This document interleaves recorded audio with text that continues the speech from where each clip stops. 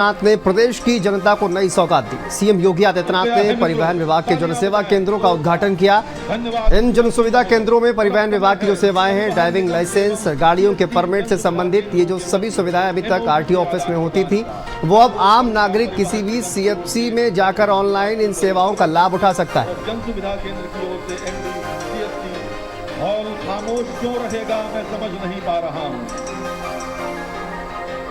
बहुत बहुत धन्यवाद। सड़क सुरक्षा परिवहन विभाग का उच्च प्राथमिकता का विषय रहा है। सीएम योगी आदित्यनाथ ने देखिए सीएससी जो वाहन है हरी झंडी दिखाकर रवाना किया है। परिवहन विभाग हमेशा प्रदेश के अंदर यह समय का साथी है।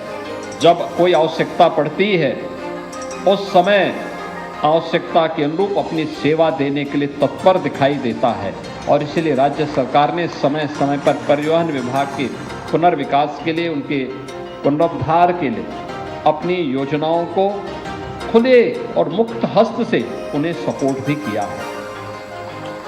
आज उन्हीं सेवाओं को और बेहतर बनाने के लिए बहुत सारे कार्यक्रम यहां पर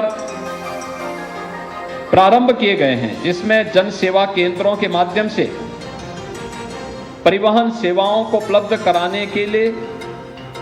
कराने के कार्य का शुभारंभ भी हुआ है और परिवहन विभाग के माध्यम से सीएससी के साथ एमओयू भी हुआ है।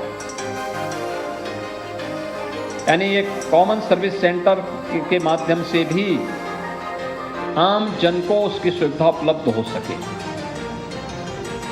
वह अपनी जरूरत के हिसाब से परिवहन विभाग से जुड़ी हुई सेवाओं का उपयोग कर सके। आज ये एमओयू यहां पर संपन्न किया गया है। कॉमन सर्विसेज सेंटर या जन सुविधा केंद्र जो है वो पूरे देश में करीब 6 लाख है और यूपी में 1.5 लाख है।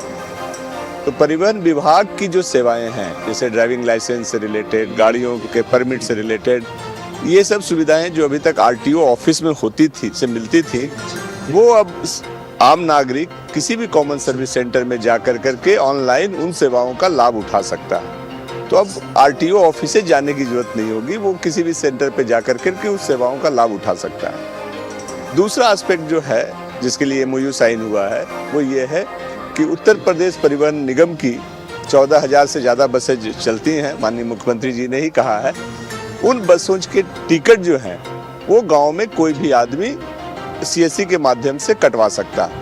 तो कहीं से कहीं जाना हो, जैसे ट्रेन का टिकट ऑनलाइन कटता है या जहाज का टिकट कटता है, उसी तरह बस का भी टिकट ऑनलाइन किसी भी कॉमन सर्विस सेंटर के थ्रू कट सकता है।